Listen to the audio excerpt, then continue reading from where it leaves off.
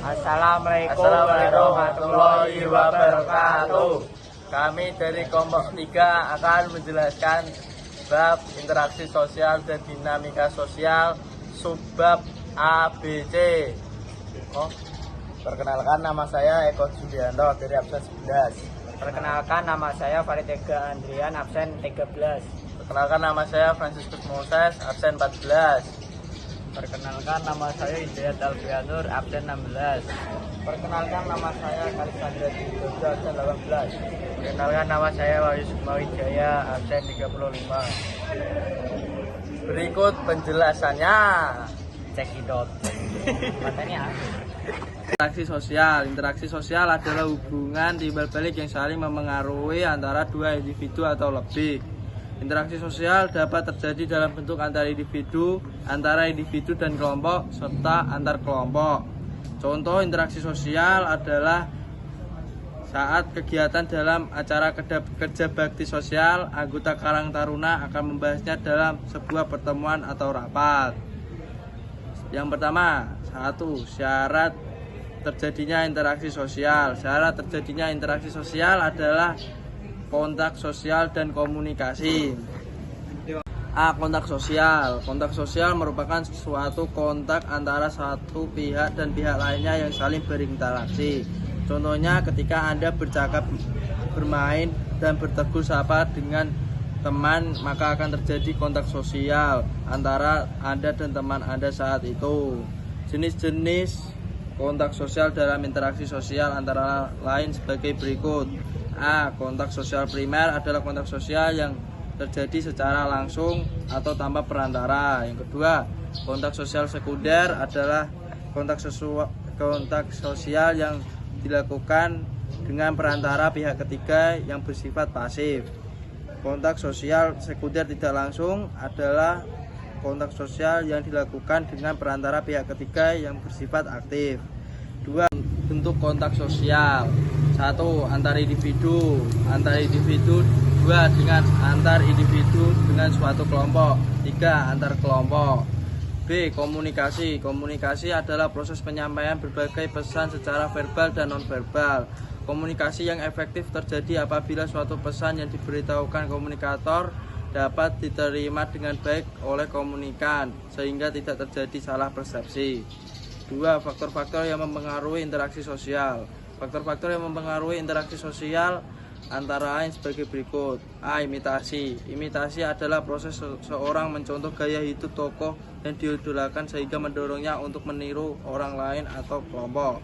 2. Sugesti. Sugesti adalah proses sosial yang berlangsung jika suatu individu menerima suatu pandangan atau sikap akibat pengaruh dari individu lain.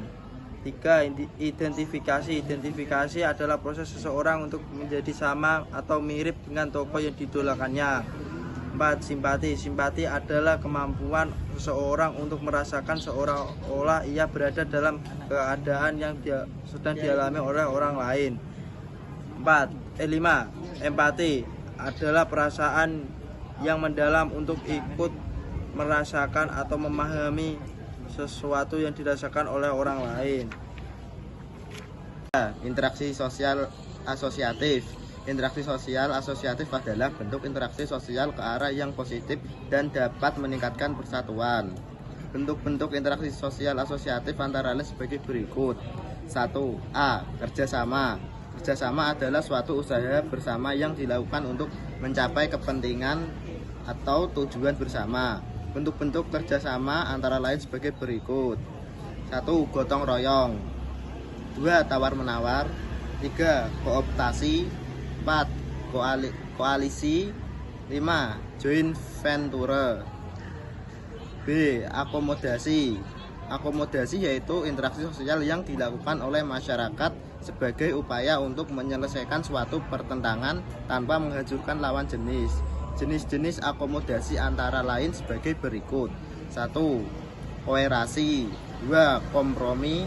3. Arbitrase. 4. Mediasi. 5. Konsiliasi. 6. Toleransi. 7. Adjudikasi. 8. Stalemate. C. Asimilasi. Asimilasi yaitu usaha menggabungkan dua kebudayaan atau lebih sehingga menghilangkan budaya lamanya. Faktor yang menghambat proses asimilisasi antara lain sebagai berikut. 1. Terisolasinya kehidupan suatu golongan tertentu dalam masyarakat. 2. Kurangnya pengetahuan atas kebudayaan baru yang akan dihadapi. 3. Perasaan khawatir atas kebudayaan yang akan dihadapi. Sementara itu, faktor yang mendorong terjadinya asimilasi yaitu sebagai berikut. 1. Sikap toleransi terhadap kebudayaan kelompok lain. 2. Sikap keterbukaan dari golongan yang berkuasa. 3. Terjadinya perkawinan campuran atau amalgamasi. D. Akulturasi. Akulturasi adalah pencampuran dua kebudayaan atau lebih sehingga dapat menghasilkan kebudayaan baru. 4. Interaksi sosial disosiatif. Interaksi sosial disosiatif adalah interaksi yang menuju ke arah pertentangan. Bentuk interaksi sosial ini diantara lain sebagai berikut. A. Persaingan. Persaingan adalah proses sosial yang dilakukan oleh seseorang atau kelompok untuk mencapai tujuan tertentu. B. Kontravensi. Kontravensi merupakan bentuk interaksi sosial yang berada di antara persaingan dan pertentangan.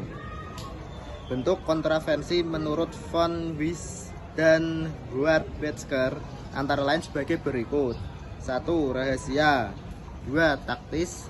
3. Sederhana. 4. Umum. 5. Intensif. C. Pertentangan atau konflik. Pertentangan atau konflik adalah proses interaksi yang mengarah negatif pada antar perorangan atau antar kelompok akibat adanya perbedaan kepentingan yang mendasar. Berikut beberapa penyebab terjadinya konflik. 1. Penyebab munculnya konflik antara lain perbedaan pendapat, perselisihan paham, berbentur kepentingan yang sama, perbedaan sistem nilai dan norma, serta perbedaan pandangan politik baik dalam satu negara maupun antar negara. 2. Pertentangan didasarkan pada perbedaan ciri fisik dan kepentingan kebudayaan, antara lain pertentangan pribadi, rasial, kelas sosial, dan politik. Komunikasi adalah proses penyampaian pesan dari satu pihak ke pihak yang lain. Hal terpenting dari komunikasi adalah adanya kegiatan menafsirkan perilaku berupa pembicaraan, gerak berdairah atau gestur dan sikap yang ingin disampaikan oleh seseorang. Proses komunikasi membutuhkan 3 komponen, yaitu komunikator, komunikan, dan pesan. 1. Komunikator. Komunikator merupakan seseorang yang ingin menjadi sumber informasi bagi komunikan. Berikut kemampuan yang perlu dimiliki oleh seorang komunikator. A. Komunikasi verbal, baik dalam bentuk lisan maupun tulisan. B. Pembahasan substansi yang akan disampaikan. C. Kredibilitas yang baik di hadapan audiens atau komunikan. D. Pemilihan media komunikasi yang tepat. E. Mengantisipasi gangguan yang mungkin timbul saat menyampaikan pesan. F. Memberikan tanggapan yang diberikan oleh komunikan. Komunikan adalah orang yang menerima pesan yang disampaikan oleh komunikator. Komunikan terdiri atas sebagai berikut. A. Individu, yaitu seseorang yang akan diajak berkomunikasi secara langsung oleh komunikator.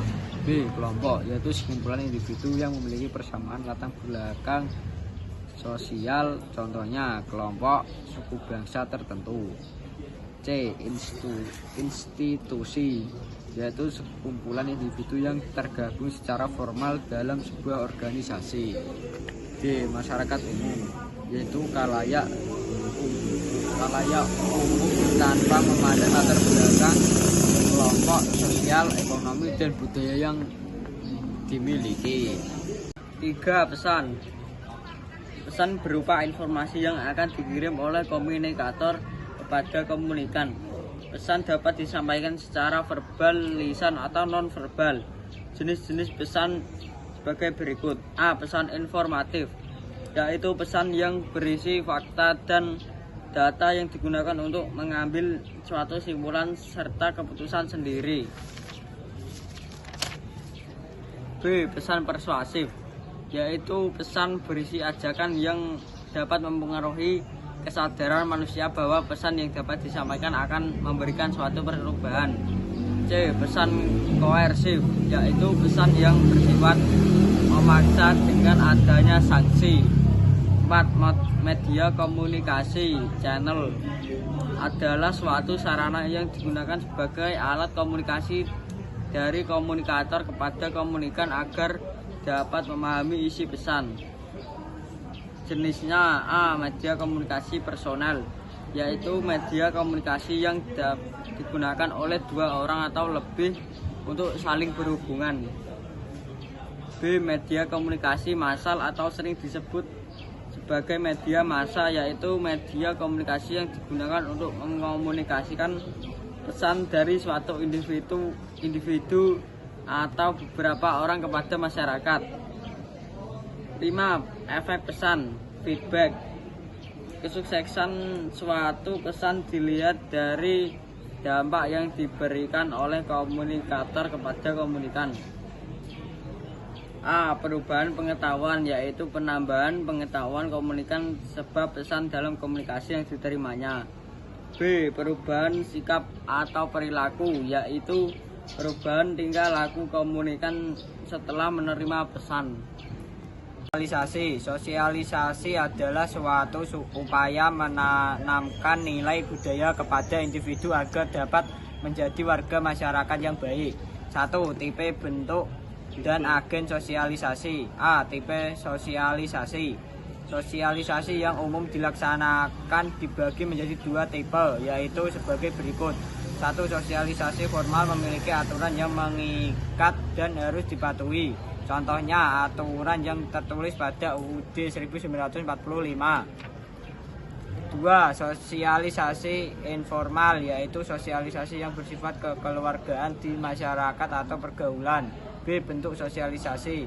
Sosialisasi dapat dibagi menjadi dua bentuk, yaitu sebagai berikut. 1. Sosialisasi primer adalah bentuk sosialisasi yang terjadi pada tahap awal yang dijalani manusia, yaitu sosialisasi semasa kanak-kanak ketika belajar perannya sebagai anggota keluarga atau masyarakat.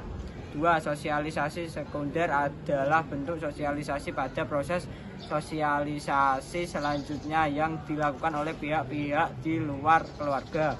C. Agen sosialisasi, pihak-pihak yang berperan mensosialisasikan nilai dan norma disebut sebagai agen sosialisasi.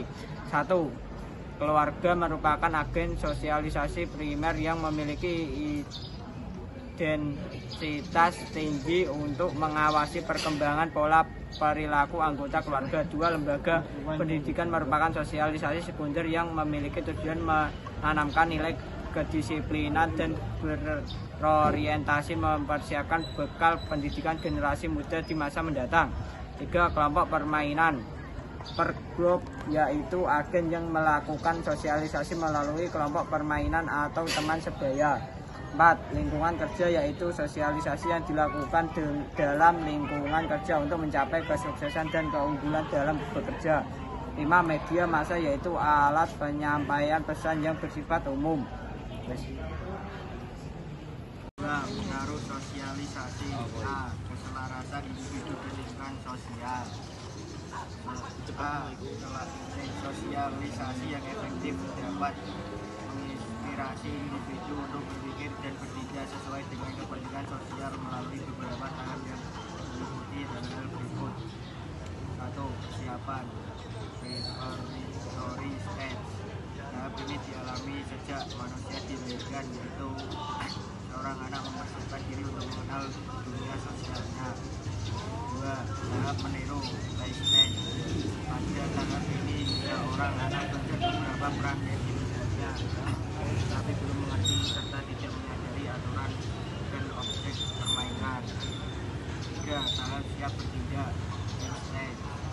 Pada tahap ini seorang anak mulai menyadari objek permainan. 4. kolektif. Generalisir state. Pada tahap ini seorang telah terbiasa serta sudah dapat menempatkan dirinya pada posisi masyarakat secara luas.